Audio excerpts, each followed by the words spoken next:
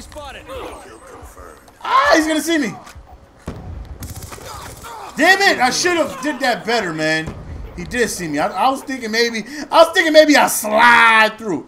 I was thinking maybe I slide like the electric slide. Matter of fact, show me the electric slide now.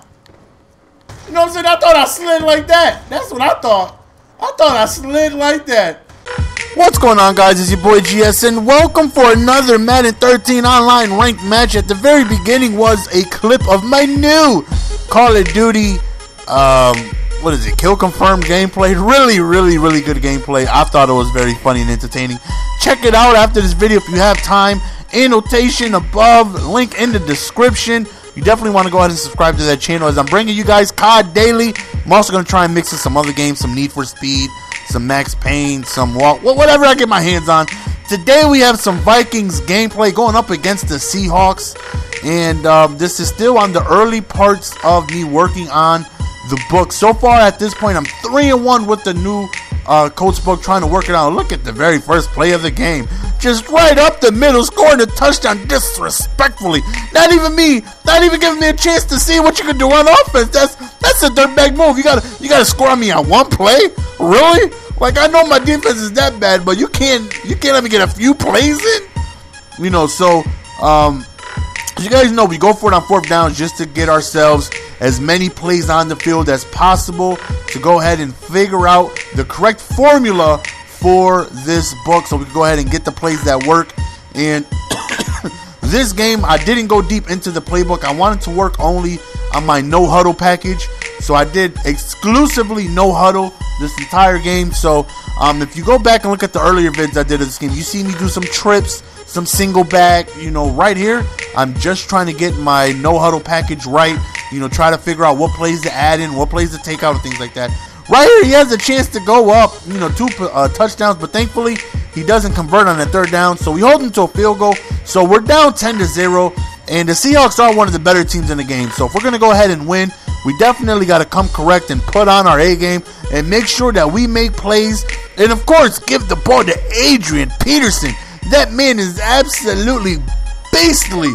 So right there, you know, we do the FL screen, and of course we're going to do as many plays as possible to go ahead and put the ball in his hands, whether it's a run, screen, you know, quick dump off, whatever we can do. He's always our number one option to give the ball to. So right, we're moving the ball pretty well right here. We call a screen, and like I said, we're just trying to give him the ball as much as possible. You know, we have Ponder in, and Ponder doesn't have the best accuracy in the world. So as usual, as you guys know, with the lowly accurate quarterback, you got to go ahead and try your best to keep it short. You don't want to stretch the field too much because his accuracy will get a little shaky. So right there, we end up going to Adrian Peterson, and we score a touchdown, bringing us back down to a 3-point lead. So hopefully our defense can come through, make a play or two, maybe hold them off to a turnover on downs, whatever we got to do to go ahead and receive the ball back so we can go ahead and make something happen, and hopefully get ourselves a lead in this game. Right here, he goes over, and look at us bringing the lumber, though.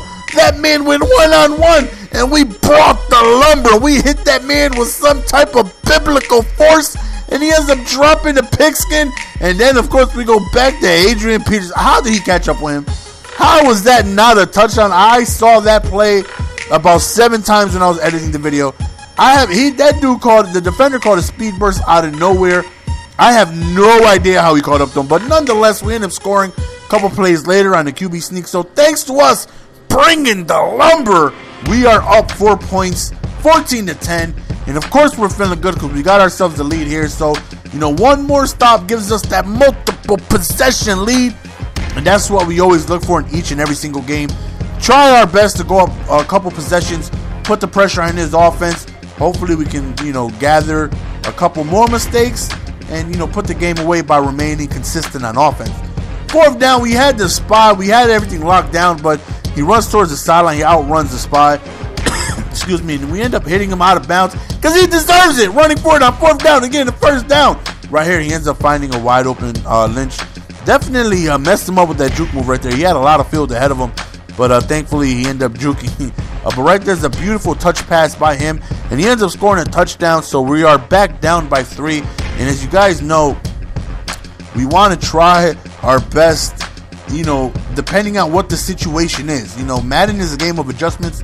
So here with 4 minutes left, it's either score as quickly as possible or kill the clock, whichever presents itself first within the first couple plays. You know, if I'm not able to somehow score really quickly, I want to be able to kill the clock and, you know, prevent him from having enough time to score, if at all possible. You know, that's best case scenario, is being able to score with minimal time left on the clock if I don't score right away.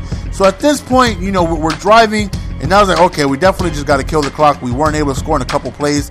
So as you see, we brought it down to 2-minute warning, and now all we got to do is just, you know, just play relax, don't make any mistakes, because we definitely don't want to give up this field position. Worst case scenario, scoring wise, we should be able to kick a field goal here. So we definitely don't want to make any mistakes. Right here, we run with Peterson, gets us to a 3rd and 2, nice manageable 3rd down. We end up going to the flanker screen with Peterson, and it said 4th and 1 right there, but we challenged it. Well, it was booth reviewed, and we end up getting that. So even though right here we actually don't score a touchdown, but we were able to kill the entire clock, not giving him a chance to score as well. So if we scored and he scored and he canceled out our score, he still remained with the lead. So I mean, that right there is no bueno. Clearly we either want to tie or be able to remain the lead, because we did get ball back at halftime. So we felt like we played it right. You know, we killed the clock and we were able to tie the game, get the ball back at halftime. So now we have an opportunity to go ahead and take the lead, whether it be a field goal, whether it be a touchdown, no matter what, as long as we get the lead, put the pressure on his offense.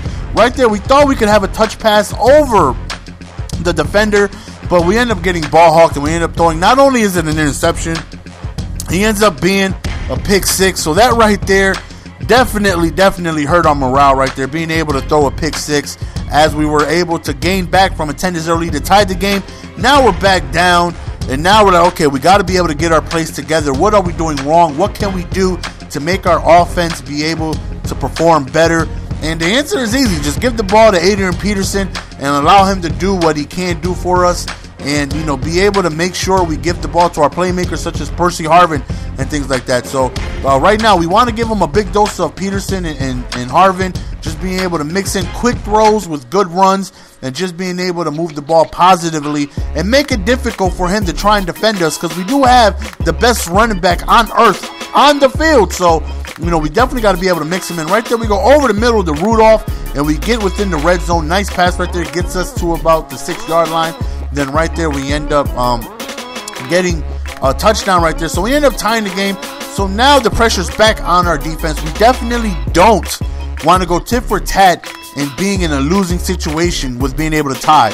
You know, we want that reverse. We want to be able to have the lead and have the pressure on his offense, because I never want to be able to have, you know, the pressure on my defense, you know, because right now I feel like I need to stop him, because if he scores, then I need to score. But right there, beautiful interception. He throws a rubber ducky, and I'm sorry, son, no soup for you.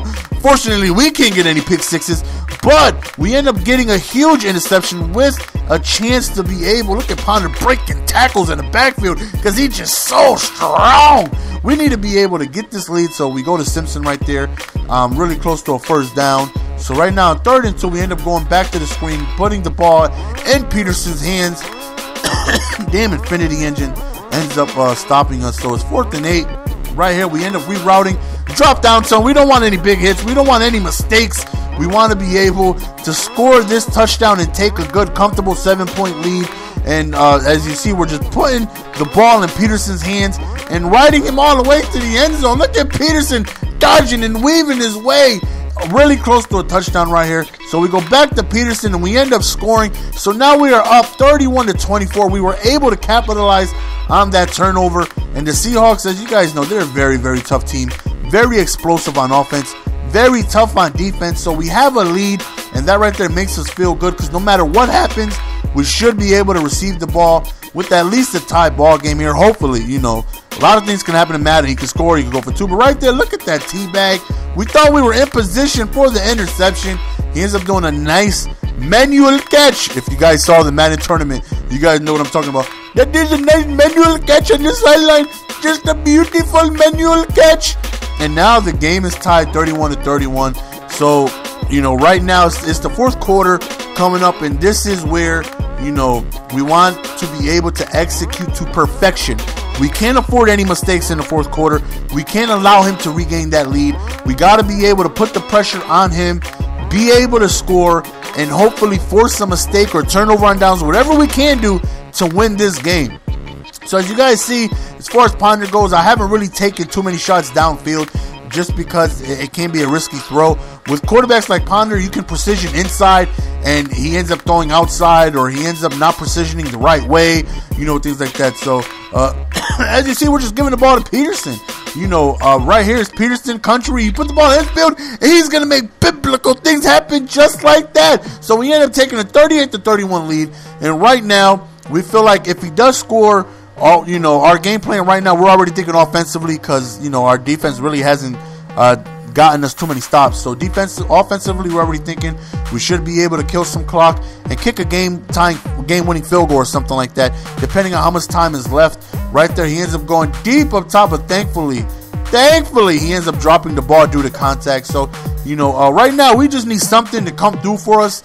You know, if he does score, let it be quick so we have enough time to be able to retaliate. Right here, he runs outside with Wilson, and now we're getting a little nervous because he's being able to move the ball, and he's also killing clock. So, you know, worst case scenario for us is that he scores, leaving us not enough time to be able to do anything because he does get ball back at half in overtime because I'm pretty sure he knows the coin toss cheese. So we got to be able to make something happen.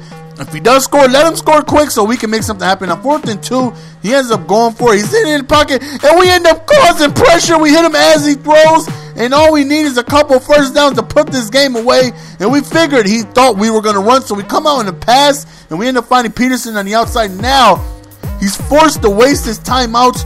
One more first down, and this game is over. That's exactly what Peterson does.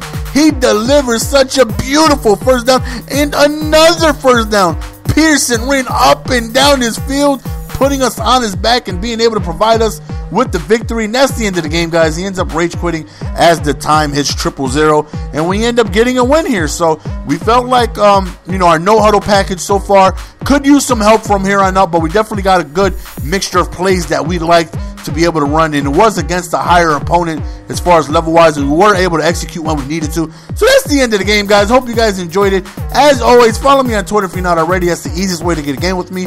Please subscribe to my second channel if you haven't already. Nothing but live commentaries. It's your boy GS, and I'm out. Peace. Give it to me, baby.